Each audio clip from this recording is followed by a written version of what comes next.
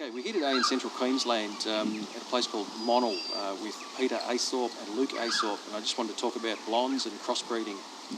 Thank you very much for your time, guys. Can you tell us a little bit about your startup here? We started it in the early 90s. Stumbled onto them while working for a fella who had drought masters and bought some crossbred steers. Then after we were married, we moved to Toowoomba, and I got to work with Roy Worth at Beef City, and where I found that they had blonde cattle, and we actually birthed our first stud bull off of Worth's and bought cows from Joe Connolly. That's more where we got started with them. But just like them for their crossbreeding ability and went from there. Okay, so it seems as though you've got quite a fair mix here.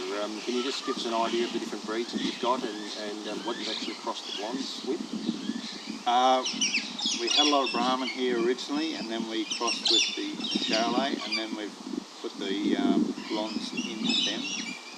Now we've got an Angus stud as well, and we've probably more Angus crossed cows, and we've just recently put the blonde bulls into there, but we have been crossing the blondes over the Brahmans.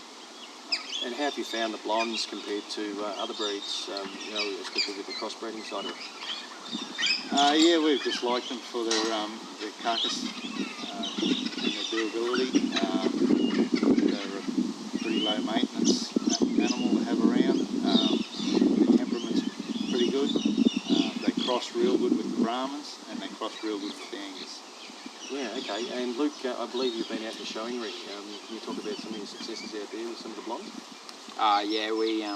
We bought some cows from Amaroo, would have been about 4 years ago, and we decided we'd show a bull, Amaroo High Beef, and a cow, Amaroo Halcyon.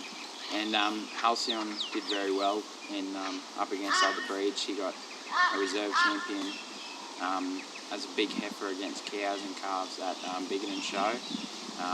And then when we showed her again as a cow and calf unit, she won a lot of shows. She won Monto here, Gander, she was champion female at Gander, and then she did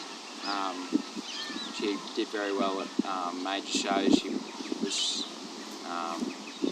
champion blonde exhibit at Anchor 2 years in a row.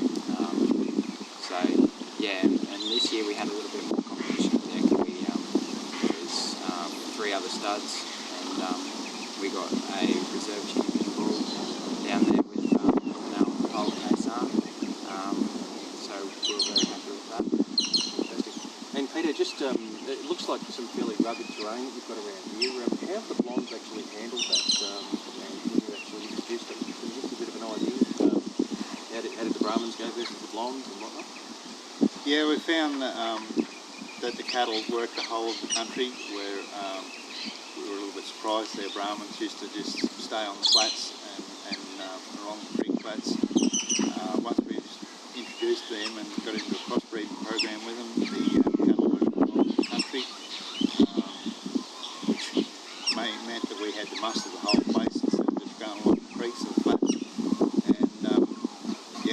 We found real good in the hills here, because most of our country is pretty rangy.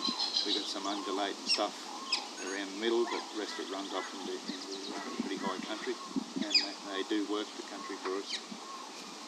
Yeah, okay. So, and obviously in Queensland, ticks can be a problem. How have you actually found that the blondes handle ticks and also the hot weather or the changing climates and wetness with feet and that type of thing as well? Heat doesn't seem to worry them. We've had no real problem here with the heat. Ticks, we've just managed them a little bit different to what we were doing with the Brahmans. We've always sort of dipped here. Probably never done it any more than we were with the Brahmans, mainly to keep the cattle clean. The bulls, we just only Dectomax them and multi-min them, and just try to keep them pretty clean, and they've always done pretty well for us. Yeah, so you would definitely say that they're very durable cattle. Yeah. I've got no problem with them. They seem to handle the condition pretty well, and I know just talking to a few other people, they walk out and handle the conditions in the bigger paddocks out west. So no, we've got no problem with them at all. Yeah, okay. Can you just, both of you, just a few comments on the meat and the, obviously, some of the carcass competitions and that type of thing? Can you just give us a bit of an idea of the type of meat quality, and do you believe that introducing blondes into your commercial herd could really increase your profit line?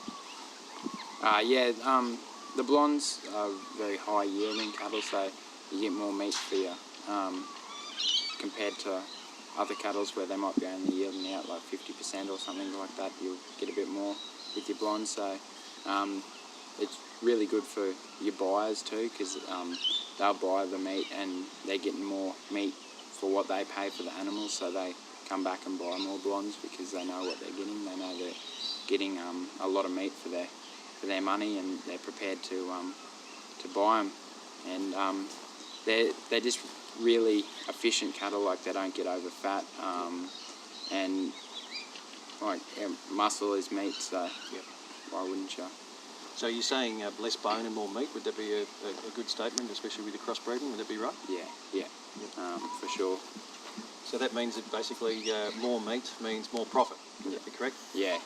Well, pretty much that's what we're trying to do. Like, produce meat, produce cattle for slaughter, and why wouldn't you try to produce the cattle that produce more meat?